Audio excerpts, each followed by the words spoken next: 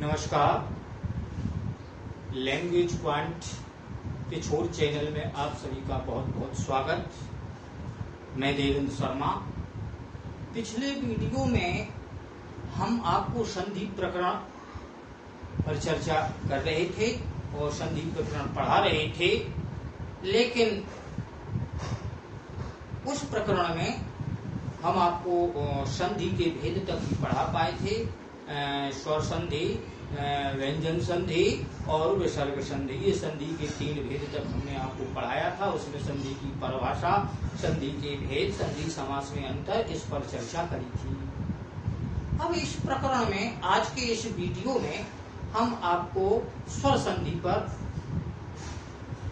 हम आपसे स्वर संधि पर चर्चा करेंगे और स्वर संधि के बारे में आपको बताएंगे। तो आप लोग समझिएगा और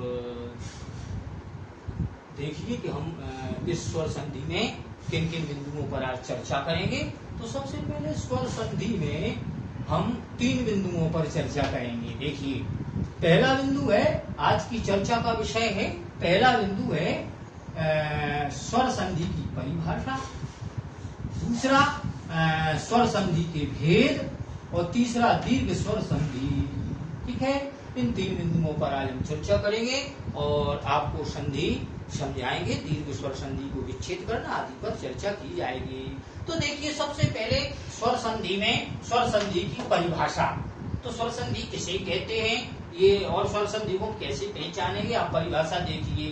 2 स्वरों के मेल से उत्पन्न विकार या रूप परिवर्तन को स्वर संधि कहते हैं। 2 स्वरों के मेल से उत्पन्न विकार या रूप परिवर्तन को स्वर संधि कहते हैं। मतलब परिभाषा ये कह रही है कि जो समीपवर्ती वर्ण है वे दोनों स्वर होंगे।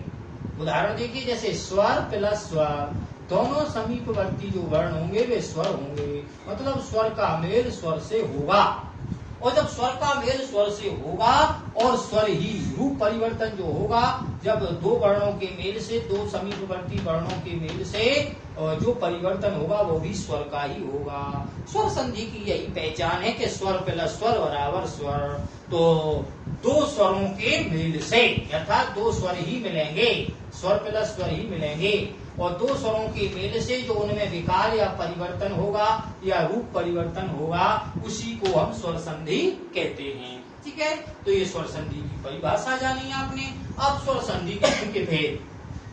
तो देखो, स्वर संधि के 5 भेद हैं। मतलब स्वर संधि 5 प्रकार की होती है। नंबर 1 दीर्घ स्वर, नंबर 2 गुण स्वर, नंबर 3 वृद्धि स्वर, नंबर 4 यड़ स्वर, नंबर 5 अयादि स्वर। ये स्वर संधि के 5 भेद हैं। क्लियर है? चलिए ठीक है। तो स्वर संधि के 5 भेदों में हम सबसे पहले आज दीर्घ स्वर पर चर्चा करेंगे। आज हम आपको बताएंगे कि दीर्घ स्वर को कैसे पहचाने, उदाहरणों में दीर्घ स्वर संधि की पहचान क्या है, उसको कैसे किस तरीके से विच्छेद करें। ठीक है, तो सबसे पहले दीर्घ स्वर में देखिए, दीर्घ स्वर का सूत्र है अकः सवर्णे दीर्घः। अकः सवर्णे दीर्घः। अकः माने स्वर, अकः माने स्वर, और सवर्णे माने एक समान, एक जैसे स्वर। दीर्घः, जब समान स्वर मिलेंगे तो दीर्घ बन जाएंगे। अर्थात इस सूत्र का अर्थ देखिए, अकः सवर्णे दीर्घः। इस दीर्घ स्वर संधि की परिभाषा इसी सूत्र में छुपी हुई है। कभी कभी परीक्षाओं में संधि का सूत्र भी पूछ लिया जाता है, इसलिए आप लोग सूत्र भी याद रखें। अकः सवर्णे दीर्घः अर्थात 2 सवर्ण, सवर्ण माने एक जैसे, एक समान, 2 सवर्ण स्वर मिलकर दीर्घ हो जाते हैं। अकः सवर्णे दीर्घः अर्थात 2 सवर्ण स्वर मिलकर दीर्घ हो जाते हैं। जैसे देखना, 2 सवर्ण स्वर, जैसे आ का मेल आ से ही होगा। जब आ का मेल आ से होगा तो बड़ा आ ही बनेगा। ई का मेल ई से ही होगा, क्योंकि अकः सवर्णे दीर्घः, समान स्वरों का मेल होता है दीर्घ स्वर में। दीर्घ स्वर में अकः सवर्णे मतलब समान स्वर जब आपस में मिलेंगे और दीर्घ बनाएंगे। क्लियर है? तो आ से आ का ही मेल होगा, ई से ई का ही मेल होगा, और ऊ से ऊ का मेल होगा। और 5 स्वरों में दीर्घ स्वर संधि में ही ये खूबी ये विशेषता है कि दीर्घ स्वर संधि में ही समान स्वरों का मेल होता है। बाकी अन्य स्वरों में समान स्वर कभी नहीं मिलते, असमान स्वर मिलेंगे, दो विपरीत स्वर मिलेंगे, अलग अलग स्वर मिलेंगे। पर दीर्घ स्वर संधि की ये सबसे अच्छी पहचान है कि दो समीपवर्ती वर्ण आपस में मेल करेंगे तो वे समान स्वर ही होंगे। आ से आ का मेल, ई से ई का मेल, उ से उ का मेल। क्लियर है परिभाषा? अकार सवर्णे दीर्घ अर्थात दो सवर्ण स्वर मिलकर दीर्घ हो जाते हैं। ठीक है। अच्छा, अब इसमें देखिए उदाहरण, जैसे छोटा आ या बड़ा आ, या छोटा आ या बड़े आ का मेल छोटा आ या बड़े आ से होगा तो बड़ा आ ही बनेगा। छोटी ई या बड़ी ई का मेल जब छोटी ई या बड़ी ई से होगा तो बड़ी ई ही बनेगा। अच्छा, छोटा ऊ और बड़ा ऊ का मेल जब छोटा ऊ या बड़ा ऊ से होगा तो बड़ा ऊ ही बनेगा। इस प्रकार आपने देखा कि समान स्वर का मेल समान से ही हो रहा है। आ का मेल आ से, ई का मेल ई से, उ का मेल उ से। क्लियर है? अच्छा, एक बात और विशेष ध्यान रखें आप, दीर्घ स्वर संधि में इन चार वर्णों पर आप ध्यान दीजिए, क्योंकि दीर्घ स्वर हिंदी में तीन है। मूल रूप से दीर्घ स्वर तीन है, बड़ा आ, बड़ी ई और बड़ा उ। ये दीर्घ स्वर तीन ही हैं। क्लियर है? और एक बड़ा ऋरी भी संस्कृत में है, चूंकि हिंदी में हम ह्रस्व ऋरी को स्वीकार करते हैं, दीर्घ ऋरी को हम ग्रहण हमने हिंदी में नहीं किया, जबकि संस्कृत की वर्णमाला में दो ऋरी हैं, ह्रस्व ऋरी और दीर्घ ऋरी। अब ह्रस्व ऋरी और दीर्घ ऋरी में आप अंतर जानिए। ह्रस्व ऋरी यानी छोटा ऋरी, इसमें एक हुंडी रहती है, ये ह्रस्व ऋरी। अच्छा, दीर्घ ऋरी की क्या पहचान है? दीर्घ ऋरी में दो हुंडी रहती है। देखिए, एक हुंडी यहाँ और एक हुंडी यहाँ, ये दो हुंडी लगी हो तो दीर्घ ऋरी बड़ा ऋरी है, और एक हुंडी वाला ह्रस्व ऋरी है। हिंदी में चूंकि हम ह्रस्व ऋरी को स्वीकार करते हैं, दीर्घ ऋरी संस्कृत का है, इसलिए दीर्घ ऋरी वाले उदाहरण हिंदी में नहीं रहते। लेकिन हम आपको दीर्घ ऋरी के भी उदाहरण दीर्घ स्वर में लेंगे, क्योंकि कभी कभी पूछ लिए जाते हैं। इसलिए दीर्घ स्वर संधि में आप ध्यान रखें, इन चार दीर्घ स्वरों का ही ध्यान रखें। जब किसी उदाहरण में ध्यान रखें, जब हम किसी भी संधि के उदाहरण को उच्चारण करें और उच्चारण करते समय यदि बड़े आ की मात्रा पर बलाघात हो रहा है तो दीर्घ स्वर संधि, यदि बड़ी ई की मात्रा पर बलाघात हो रहा है तो दीर्घ स्वर संधि, बड़ा ऊ की मात्रा पर बलाघात हो रहा है तो दीर्घ स्वर संधि, और बड़ी ऋरी की हुंडी पर बलाघात हो रहा है तो दीर्घ स्वर संधि। दीर्घ स्वर संधि में इन चार दीर्घ स्वरों की मात्राओं पर बलाघात होगा, और अगर इन चार मात्राओं पर बलाघात हो रहा है तो दीर्घ स्वर है, अन्यथा दीर्घ स्वर नहीं है। तो दीर्घ स्वर आप इन चार मात्राओं में ही समझना है, बड़ा आ, बड़ी ई, बड़ा ऊ, बड़ा ऋरी। और संधि इन्हीं से टूटेगी, बड़े आ की मात्रा से संधि टूटेगी, बड़ी ई की मात्रा से संधि टूटेगी, बड़ा ऊ की मात्रा से संधि टूटेगी, और बड़ा ऋरी से संधि टूटेगी। तो दीर्घ ऋरी में ये चार स्वरों पर विशेष ख्याल रखना है। बाकी के अगर और के कोई स्वर आता है तो दीर्घ स्वर नहीं है, कोई अन्य स्वर होगी। अब हम देखिए सबके अलग अलग उदाहरण पढ़ेंगे। बड़े आ के उदाहरण पढ़ेंगे पहले, इसके बाद बड़ी ई के पढ़ेंगे, फिर बड़ा ऊ के पढ़ेंगे, फिर बड़ी ऋरी के पढ़ेंगे। अच्छा, एक बात तो ध्यान रखिएगा, अब जैसे हम बड़े आ के उदाहरण पढ़ेंगे तो बड़े आ चारों दीर्घ स्वरों के उदाहरण की चार चार कंडीशन बनेगी। मतलब बड़े आ के भी उदाहरण चार तरह के होंगे, बड़ी ई के भी उदाहरण चार तरह के होंगे, बड़ा ऊ के भी उदाहरण चार तरह के होंगे, और बड़ी ऋरी के भी उदाहरण चार तरह के होंगे। क्लियर है? अच्छा, तो अब बड़े आ के जो चार तरह के उदाहरण हैं वो हमने यहाँ लिख रखी हैं। चार कंडीशन बनेगी बड़े आ की। कैसे? देखो, पहली कंडीशन देखो, ह्रस्व आ और ह्रस्व आ बराबर दीर्घ आ, मतलब छोटे आ का मेल जब छोटे आ से होगा तो बड़ा आ बनेगा। क्लियर? अच्छा, इसके बाद जब दूसरी कंडीशन क्या है? जब छोटे आ का मेल बड़े आ से होगा तो बड़ा आ ही बनेगा। क्लियर है? दूसरी कंडीशन। तीसरी कंडीशन, जब बड़े आ का मेल छोटे आ से होगा तो बड़ा आ ही बनेगा, और जब बड़े आ का मेल बड़े आ से होगा तो बड़ा आ बनेगा। अब देखो, छोटा आ पहले छोटा तो बड़ा आ, फिर छोटा आ प्लस बड़ा आ कर दिया तो बड़ा आ, फिर बड़ा आ फिर छोटा फिर बड़ा आ बनेगा। अच्छा, बड़े आ से बड़े आ का भी मेल होगा तो भी बड़ा आ बनेगा। अब ये चार तरह की कंडीशन बड़े आ की बनी, इसी तरह चार तरह की कंडीशन बड़ी ई की बनेगी, बड़े ऊ की बनेगी और बड़े ऋरी की बनेगी। तो हम 4 तरह के उदाहरण इन चारों दीर्घ स्वरों का बतलाएंगे। तो सबसे पहली कंडीशन आप समझ गए, छोटा आ प्लस छोटा आ बराबर बड़ा आ। इस कंडीशन का हम उदाहरण लेंगे, ठीक है। छोटे आ और छोटे आ, जब छोटा आ से छोटा आ मिलेगा तो बड़ा आ बनेगा। अब इसका उदाहरण देखें, गौर से देखिएगा। जैसे अन्ना भाव, अन्ना भाव। अब अन्ना भाव को आप देखिए, अन्ना भाव तो आपने देखा बलाघात इस संधि में मेन चीज है शब्दों का उच्चारण। अगर हमारा कि शब्दों का उच्चारण क्लियर है तो संधि अपने आप विच्छेद हो जाती है, क्योंकि दोनों खंड अलग अलग उच्चरित होते हैं। और उच्चारण अगर डिस्टर्ब है तो फिर हम संधि कैसे विच्छेद कर सकते हैं। अब इसको उच्चारण है अन्ना भाव, तो देखा आपने बड़े आ की मात्रा पर बलाघात हो रहा है, जोर पड़ रहा है। और संधि में जहां जिस मात्रा या वर्ण पर बलाघात होता है संधि वहीं से टूटती है, ठीक है ना। अच्छा, ह्रस्व ध्वनि पर कभी बलाघात होता नहीं है, इसलिए संधि ह्रस्व ध्वनि से टूटती नहीं है, दीर्घ ध्वनि से ही टूटती है। तो आपने देखा बलाघात बड़े आ की मात्रा पे हुआ तो संधि बड़े आ से टूटेगी। अच्छा, एक बात और ध्यान रखें, जहां बलाघात हो रहा है, जिस मात्रा पर बलाघात हो रहा है और वो मात्रा जिस अक्षर पर लगी हुई है वो वाला भाग बाईं साइड जाएगा। अर्थात तो बड़ा आ की मात्रा ना पे लगी है तो ये पूरा हिस्सा बाईं साइड जाएगा। जैसे देखे ना, अन्न अन्न धन अभाव, अन्न धन अभाव बराबर अन्ना भाव। अब अन्न ना में छोटा आ है, आपको पहले ही पता है। अगर ना में छोटा आ नहीं होता तो ना के नीचे हलंत लगा होता। जिस व्यंजन में नीचे हलंत नहीं लगा होता समझ लो उसमें छोटा आ तिरोहित है, मिला हुआ है। तो अन्न में छोटा आ प्लस यहाँ आ है जो दिख रहा है वही लेते हैं, छोटा आ। अब आपने देखा दो समीपवर्ती वर्ण आ से आ का मेल हुआ, हमारा फॉर्मूला है छोटा आ प्लस छोटा आ बराबर बड़ा आ। तो उदाहरण में भी देखो छोटे आ से छोटे आ का मेल हो रहा है। ये यहाँ दोनों दो वर्ण दो समीपवर्ती जो स्वर से स्वर का मेल हुआ तो इनने क्या बनाया, बड़ा आ बनाया। देखा आपने, आ प्लस आ, जब दो समान स्वर मिले तो इन्होंने मिलकर विकार क्या पैदा किया, बड़े आ का विकार पैदा किया।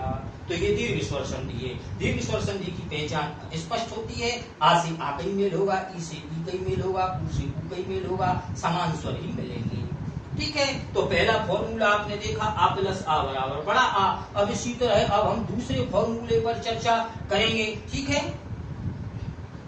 दूसरा फॉर्मूला अपना क्या है, छोटा आ प्लस बड़ा आ, छोटा आ प्लस बड़ा आ। तो छोटे आ में अब हम किसका मेल करें, बड़े आ का, क्योंकि कंडीशन अब दूसरी है। दूसरी कंडीशन है छोटा आ प्लस छोटे आ में बड़े आ का मेल होगा तो बड़ा आ बनेगा। तो छोटा आ प्लस बड़ा आ बराबर बड़ा आ। जैसे शिवालय, देखना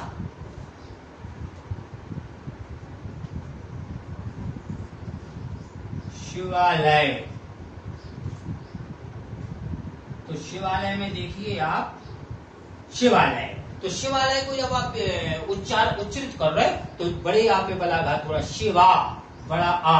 आपने देखा बड़े आ पे बलाघात हो रहा है, शिवालय, तो बड़े आ पे बलाघात पहचान में आ गई कि ये बड़े आ पे बलाघात हो रहा है तो दीर्घ स्वर संधि, क्योंकि दीर्घ स्वर संधि की पहचान है उच्चारण करते समय यदि बड़े आ की मात्रा पर जोर पड़े, बड़ी ई की मात्रा पर जोर पड़े, बड़ा ऊ की मात्रा पर जोर पड़े या बड़े री पर जोर पड़े तो दीर्घ है, अन्यथा दीर्घ नहीं है।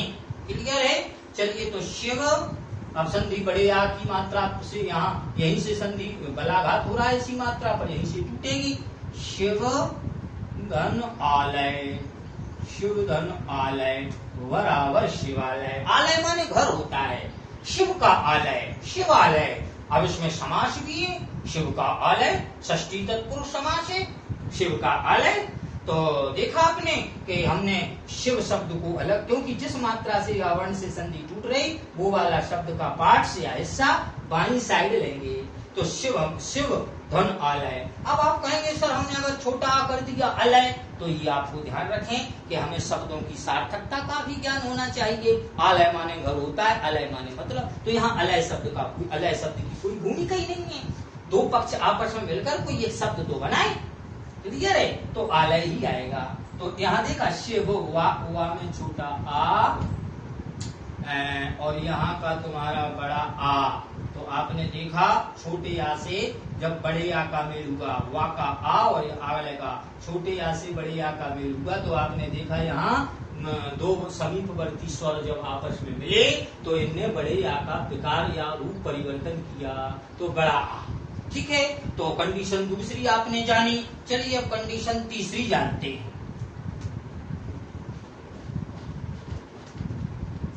तीसरी कंडीशन क्या है अपनी, बड़ा आ प्लस छोटा।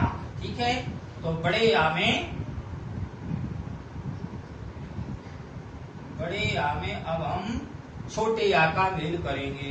देखा, तो बड़े आ में जब छोटे आ का मेल होगा तो बड़ा आ ही बनेगा। तो क्या कहते हैं, बड़ा आ प्लस छोटा आ, तो इसमें क्या हो गया, विद्यार्थी। विद्यार्थी हम चारों कंडीशन की एक एक उदाहरण पढ़ा रहे हैं और शेष उदाहरण आप पुस्तक से हल करें। और यदि किसी उदाहरण में कोई परेशानी हो तो आप हमें जो है हमसे जो है हमें कमेंट्स करें और हम आपको जो है आपकी समस्या को हल करेंगे। अगले वीडियो में हम आपको बताएंगे।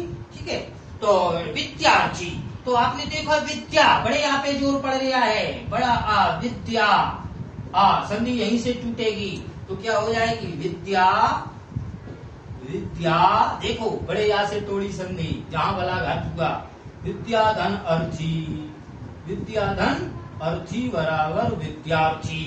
तो देखो आप विद्या बड़ा आ प्लस छोटा आ, देखा आपने, बड़े आ का मेल छोटे आ से हुआ, तो यहाँ क्या बन गया, देखो बड़ा आ बना। तो देखा बड़ा आ हमारा फॉर्मूला है, बड़ा आ प्लस छोटा आ बराबर बड़ा आ, और उदाहरण भी कोई फॉर्मूला को फॉलो कर रहा है। बड़ा आ यहाँ या बड़े आ की मात्रा है, तो बड़ा आ और यहाँ छोटा आ, ये दोनों ने मिल किया बड़ा आ बना। तो विद्या और अर्थी, अर्थी माने भला चाहने वाला, अर्थी का अर्थ होता है भला चाहने वाला। अर्थी माने जिज्ञासु, विद्यार्थी विद्या का जिज्ञासु विद्यार्थी, ये अर्थी माने भला चाहने वाला, विद्या का भला चाहने वाला, यानी विद्या के द्वारा अपना भला चाहने वाला विद्यार्थी होता है। अच्छा, आपके दिमाग में चल रहा होगा अर्थी माने क्या, अरे रे अर्थी को भी ये वाला अर्थी है, ध्यान रखना। अर्थी माने होता है बोझा, अर्थी माने बोझा या मुर्दा, लेकिन ये वाला अर्थी मुर्दा नहीं होता, ये अर्थी का अर्थ होता है भला चाहने वाला अर्थात जिज्ञासु। क्लियर है? चलिए, तो आपने देखा ये तीसरी कंडीशन हो गई। अब हम चौथी कंडीशन लेंगे। ठीक है, चौथी कंडीशन वाला उदाहरण लेंगे।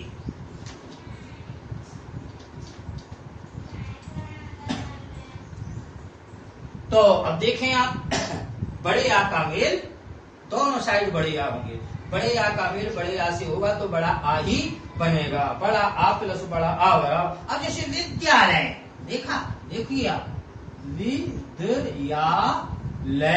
विद्यालय। अच्छा, एक बात ध्यान रखें, कुछ विद्यार्थी अभी तक यही क्लियर नहीं कर सके कि विद्यालय में धा धनुष आता है कि घा घड़ी। कुछ समझते धा धनुष आता, कुछ समझते घा घड़ी आती। सो कई लोग बोलते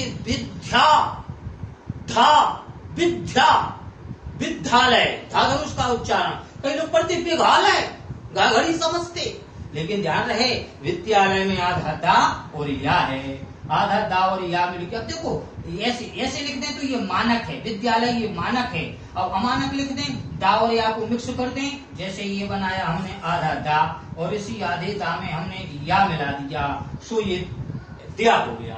अच्छा, अब आप लोग समझते कि ये घ घड़ी है, कुछ समझते ये धा धनुष है, न तो ये धा धनुष है न ये घ घड़ी है, ये संयुक्त अक्षर है और ये दा और या से मिलकर बना है। क्लियर है? इसलिए दा और या क्लियर। इसके बाद देखिए विद्यालय, अब बलाघात कहाँ हो रहा है, बड़े आ पर, बड़े आ पे बलाघात हो रहा है, इसलिए संधि इसी बड़े आ से, विद्या धन आलय। देखा, विद्या धन आलय, बराबर क्या हुआ, विद्यालय। विद्या का आलय, आलय माने घर होता है, विद्या का घर विद्यालय। ठीक है, तो विद्या यहाँ बड़ा आ, और यहाँ भी देखा आपने बड़ा आ, दोनों साइड बड़े आ। तो बड़े आ से का मेल बड़े आ से हुआ, दो समीपवर्ती जो स्वर हैं वे बड़ा आ और बड़ा आ हैं, और ये दोनों ने आपस में मेल करके रूप परिवर्तन करके बड़ा आ बन गए। तो बड़े आ का मेल यहाँ बड़े आ से हो रहा है और बड़ा आ ही बन रहा है। क्लियर है, तो फॉर्मूला भी यही है, बड़ा आ और बड़ा आ बराबर बड़ा। तो देखा आपने इस तरह बड़े आ के उदाहरण चार कंडीशन वाले पढ़े। इसी तरह अब हम बड़ी ई के उदाहरण 4 तरह के पढ़ेंगे। ठीक है, बड़े आ के बाद अब हम बड़ी ई के उदाहरण लेते हैं। इसी तरह बड़ी ई के भी उदाहरण 4 तरह के होंगे। ठीक है, वो तो 4 कंडीशन बनेंगी, और शेष उदाहरण आप पुस्तकों से लगाइए। जितना आप अभ्यास करेंगे उतनी ही आपकी संधि क्लियर होगी। तो पहली कंडीशन क्या है, देखिए, छोटी ई प्लस छोटी ई बराबर बड़ी। अब देखिए आप, जब छोटी ई से छोटी ई का मेल होगा तो बड़ी ई बनेगा। ठीक है, तो इसमें अब इसका उदाहरण देखिए, जैसे गिरीन्द्र, गिरीन्द्र, तो गिरीन्द्र में आप देखिए गिरीन्द्र, अब देखा बड़ी ई पे बलाघात हो रहा है, गिरी, गिरी बड़ी ई, बलाघात बड़ी ई पे हो रहा है, तो दीर्घ स्वर संधि है। जब बड़ी ई की मात्रा पर जोर पड़े उच्चारण करते समय, समझ जाओ दीर्घ स्वर संधि है, इसी बड़ी ई की मात्रा से संधि टूटेगी। गिरी धन इंद्र, तो गिरी माने पर्वत पहाड़। तो देखा गिरी, गिरी धन इंद्र, इंद्र, देखिए गिरीन्द्र, तो गिरी माने पर्वत, इंद्र माने स्वामी, इंद्र का अर्थ होता है स्वामी, प्रभु, मालिक। तो गिरी का स्वामी यानी गिरी माने पर्वतों का राजा, इंद्र माने राजा, इंद्र माने स्वामी, इंद्र माने प्रभु, इंद्र माने मालिक। तो गिरी का इंद्र बराबर गिरीन्द्र। तो गिरी माने पहाड़, गिरीन्द्र किसको कहते हैं, हिमालय को, क्योंकि पर्वतों का राजा हिमालय, इसलिए हिमालय का पर्यायवाची गिरीन्द्र है। तो गिरी छोटी ई, देखिए छोटी ई प्लस छोटी ई। अब छोटी ई का मेल छोटी से हुआ, तो देखा आपने बड़ी ई बन गया। फॉर्मूला कह रहा है छोटी ई प्लस छोटी बराबर बड़ी। तो गिरी में छोटी, रा में छोटी की मात्रा लगी, छोटी, यहाँ की ई छोटी से छोटी ई का मेल हुआ तो बड़ी ई बना, मतलब ई से यही मिलेगा दीर्घ में। अच्छा, इसके बाद दूसरा फॉर्मूला, फॉर्मूला दूसरा देखिए, दूसरा वाला जो फॉर्मूला है, छोटी ई से अब हम बड़ी ई का मेल करेंगे तो बड़ी ई बनेगी, छोटी ई प्लस बड़ी ई। इसका उदाहरण है गिरीश, गिरीश, गिरीश, देखा बड़ी ई पे जोर पड़ गया है, गिरीश, गिरी बड़ी ई, बड़ी ई पर बलाघात हो रहा है, तो संधि बड़ी ई से ही टूटेगी, वही है गिरी, गिरी धन ईश, गिरी धन ईश बराबर गिरीश। तो देखा गिरी, ये छोटी ई, गिरी की छोटी प्लस, और यहाँ बड़ी ई, यहाँ जो स्वर दिखता है वही लेते हैं। तो बड़ी छोटी ई, रा पे छोटी की मात्रा छोटी प्लस ईश की बड़ी ई, तो ई प्लस ई बराबर बड़ी ई। जब दो समान स्वर मिले और इनने क्या विकार या रूप परिवर्तन किया, बड़ी ई बनाई। तो स्वर संधि की परिभाषा आप जान ही रहे थे कि स्वर प्लस स्वर बराबर स्वर। तो देख रहे हैं आप उदाहरणों में, स्वर का मेल स्वर से ही हो रहा है और स्वर ही बन रहा है, यही स्वर संधि की पहचान है। तो ई प्लस ई बराबर, फॉर्मूला भी है ई प्लस ई बराबर बड़ी।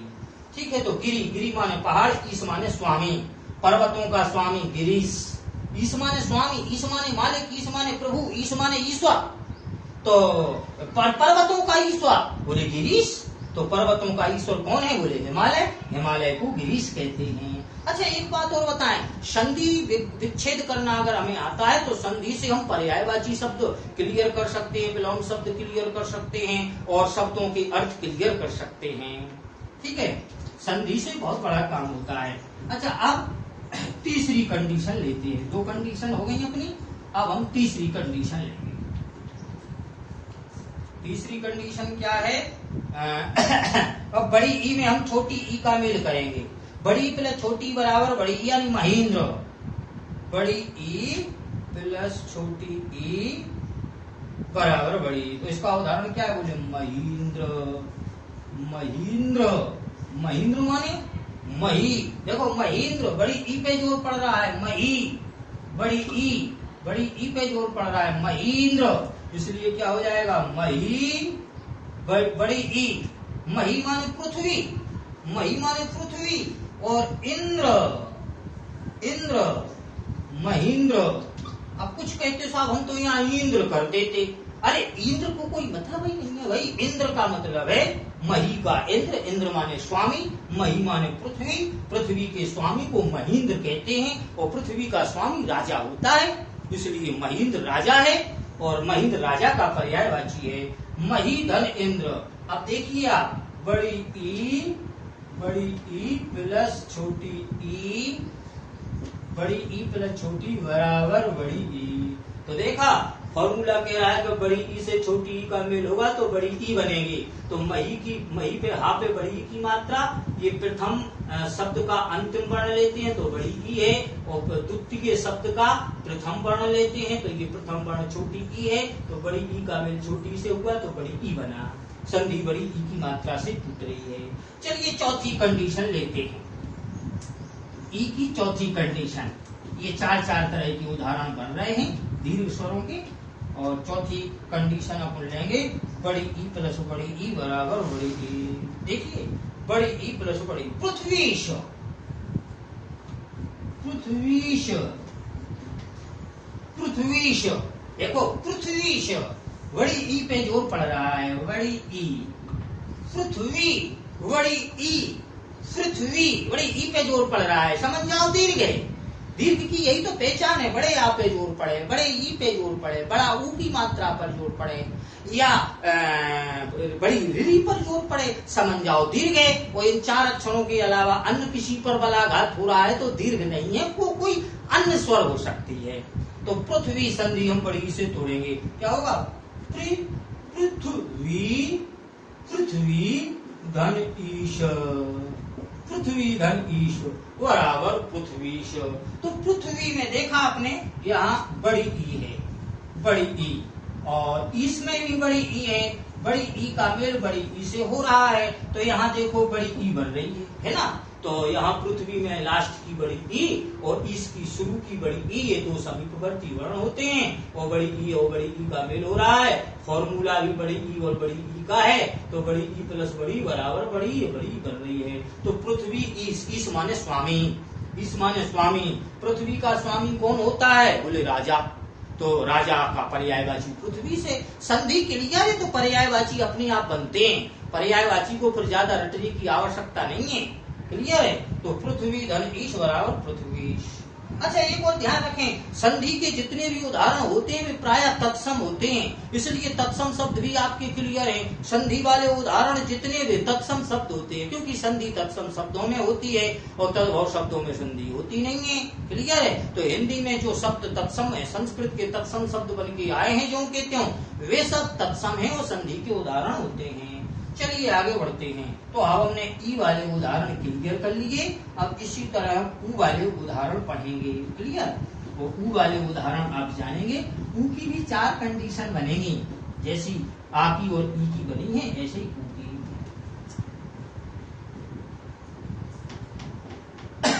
देखिए पहली कंडीशन क्या है, ह्रस्व ऊ प्लस ह्रस्व ऊ बराबर दीर्घ ऊ। मतलब छोटा ऊ से जब छोटा ऊ का मेल होगा तो बड़ा ऊ बनेगा। क्लियर है। छोटा ऊ प्लस छोटा ऊ बराबर बड़ा ऊ। अब भानुदय, ये उदाहरण बहुत आता है, ध्यान रखना, परीक्षाओं में अक्सर पूछते हो, इसमें विद्यार्थी भ्रमित हो जाते हैं। भानुदय। अब भानुदय में आपने देखा, भानुदय बड़े ऊ की मात्रा पर जोर पड़ रहा है। भानुदय बड़ों की मात्रा पर जोर, बड़ों की मात्रा पर जोर पड़े तो दीर्घ है। तो देखा यहाँ बड़ा ऊ पर जोर पड़ रहा है। तो यहाँ देखो भानु। अब हमें एक बात ध्यान रखना चाहिए, कुछ विद्यार्थी भानु में बड़ों की मात्रा लगाते हैं और वे समझते ही हैं कि भानु में बड़ों की मात्रा आती है। याद रखें, भानु में बड़ों की मात्रा कभी नहीं आएगी। भानु माने सूर्य होता है और भानु में हमेशा छोटा ऊ की मात्रा आती है। और विद्यार्थी परीक्षाओं में भानु पे बड़ा ऊ की मात्रा वाला ऑप्शन चुन के आ जाती है, जो गलत होता है। तो भानु धन उदय, भानु धन उदय देखिए आप। तो भानु ना पे छोटा ऊ की मात्रा है और यहाँ उदय का छोटा ऊ, उदय का छोटा ऊ। तो भानु का छोटा ऊ, ना पे छोटा ऊ और उदय का छोटा ऊ। छोटा ऊ से छोटा ऊ का ह्रस्व ऊ से ह्रस्व ऊ का मेल हुआ तो दीर्घ ऊ बना, दीर्घ बना। तो ऊ का मेल ऊ से हुआ तो यहाँ देखा आपने दीर्घ ऊ बन गया। ठीक है, पहली कंडीशन आपने जानी। अब दूसरी कंडीशन आप देखेंगे, छोटा ऊ का मेल बड़ा ऊ से करेंगे हम। छोटा ऊ का मेल बड़ा ऊ से करेंगे तो बड़ा ऊ ही बनेगा। क्लियर है?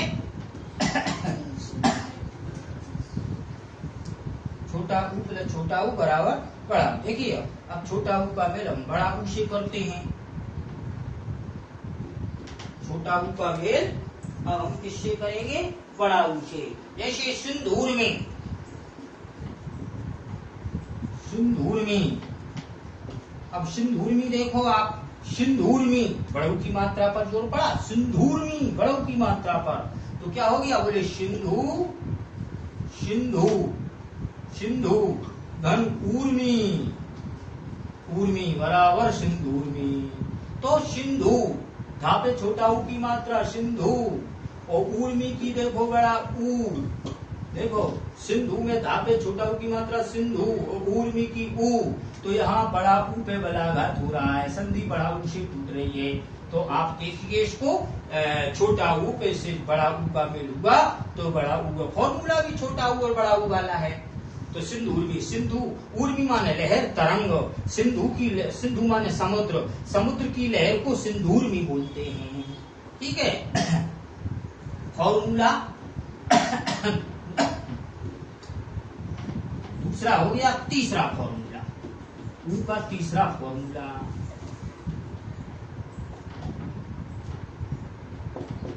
तो तीसरा फॉर्मूला अपना ऊ का क्या है भाई? बड़ा ऊ प्लस छोटा ऊ। और बड़ा ऊ जब बड़ा ऊ का जब छोटे ऊ में मेल होगा तो जो है क्या बनेगा? देखना, बड़ा ऊ बनेगा। बड़ा ऊ प्लस छोटा ऊ बराबर बड़ा ऊ, ये फॉर्मूला है अपना। तो स्वयं भूदय, स्वयं भूदय, स्वयं भूदय। तो स्वयं भूदय में आप देखिए इसमें बड़ा ऊ की मात्रा पर जोड़ पड़ रहा है। ठीक है, तो स्वयं भूदय, अब इसमें स्वयं भूदय में आप गौर से देखेंगे बड़ा, यहाँ से संधि टूट रही है क्योंकि बड़ा ऊ पे बलाघात हो रहा है। स्वयं भू बड़ा ऊ, बड़ा ऊ की मात्रा पे, तो से क्या हो जाएगा? स्वयं भू, स्वयं भू धन, ये छोटा ऊ है, स्वयं भू धन उदय, स्वयं भू धन उदय बराबर स्वयं भूदय। तो देखा फॉर्मूला में बड़ा ऊ प्लस छोटा ऊ, तो यह स्वयं भू में बड़ा ऊ प्लस यहाँ छोटा ऊ, छोटा ऊ तो बड़ा ऊ का जब मेल छोटा ऊ से किया तो बड़ा ऊ बन गया स्वयं भूदय, स्वयं भूदय। ठीक है, स्वयं भूदय का मतलब स्वयं भूदय यानी स्वयं ऊ का उदय। तो ठीक है, चलिए इसके बाद अब रिधि की बारी है। अब हमने ऊ के उदाहरण जाने, अब हम रिधि के छोटे आ बड़ा आ नहीं बड़ा आ बड़ी ई और बड़ा ऊ के बाद अब हम दीर्घ रिधि के उदाहरण समझेंगे। इस तरह चार कंडीशन जो बन गई, बड़ा आ की, बड़ी ई की, बड़ा ऊ की और बड़े रिधि की, यही दीर्घ स्वर है। जैसे देखो रिधि धन रिधि बराबर दीर्घ रिधि। अब दीर्घ ह्रस्व रिधि से जब ह्रस्व रिधि का मेल हुआ तो ये दो हुन्नी वाला दीर्घ रिधि बनेगा। उदाहरण देखिए जैसे पितृण, पितृण, पितृण। अच्छा, रिधि वाला जो उदाहरण होगा उसकी बहुत अच्छी पहचान है कि जब अक्षर के नीचे दो हुंडी मिल जाए, समझ लो दीर्घ रिधि है। ये आपको हा जैसा चिन्ह दिखाई दे रहा है, ये हा नहीं है बल्कि दो हुंडी वाला दीर्घ रिधि है। तो पितृण, पितृण, तृण, यहाँ दीर्घ रिधि की ध्वनि पितृण, तो यहाँ क्या हो जाएगा? पितृ, पितृ माने पिता, पितृ धन ऋण बराबर पितृण, देखो पितृ तामे रिरी की हुंडी आई, छोटी रिरी पितृ, और यहाँ ऋण में देखो छोटी रिरी, तो देखो हिरस्य रिरी से हिरस्य रिरी का मेल हुआ, तो यहाँ क्या बन गया अपना दीर्घ रिरी बन गया, दो हुंडी वाला दीर्घ रिरी। तो देखिए ये ऐसे इसी तरह ये 4 कंडीशन रिरी की बनेगी। अभी हमने एक उदाहरण समझाया, छोटा रिरी बराबर बड़ा रिरी, इसी तरह छोटे रिरी से बड़े रिरी का मेल होगा, इसी तरह बड़े रिरी से छोटे रिरी का मेल होगा, इसी तरह दोनों साइड बड़े बड़े रिरी आएंगे, अंततः बनेगा दीर्घ रिरी। तो इस तरह आपको उदाहरण पहचान में बता दिया कि अगर बड़े रिरी का उदाहरण है तो नीचे 2 हुंडी वाला ये एच जैसा हला मतलब हा जैसा चिन्ह दिखाई देगा, समझ जाओ रिरी है। पितृण पिता का ऋण, पितृ माने पिता, ऋण माने कर्ज, पिता का कर्ज पितृण। तो देखिए आप लोगों ने संधि दीर्घ स्वर संधि पर विस्तार से चर्चा देखी, समझी, सुनी, पहचाने, और हमें उम्मीद है कि आपने इस प्रकरण को बड़ी गंभीरता से समझा होगा और दीर्घ स्वर संधि के विभिन्न पुस्तकों से आप उदाहरण क्लियर करें और विभिन्न पुस्तकों से उदाहरण लगाएं, और जितना ज्यादा आप उदाहरण क्लियर करेंगे उतना ज्यादा ये संधि प्रकरण आपका क्लियर होता चला जाएगा। और यदि कोई आपको समस्या है तो आप हमें कमेंट जरूर करें और हम आपकी जो है समस्या का निदान करने का भरसक प्रयास करेंगे। और आज के लिए इतना ही काफी है, और अगले वीडियो में हम फिर स्वर संधि के अगले भेद लेकर आएंगे। तब तक के लिए आपको नमस्कार, प्रसन्न रहें, स्वस्थ रहें, पढ़ते रहें, पढ़ाते रहें। जय हिंदी, जय भारत।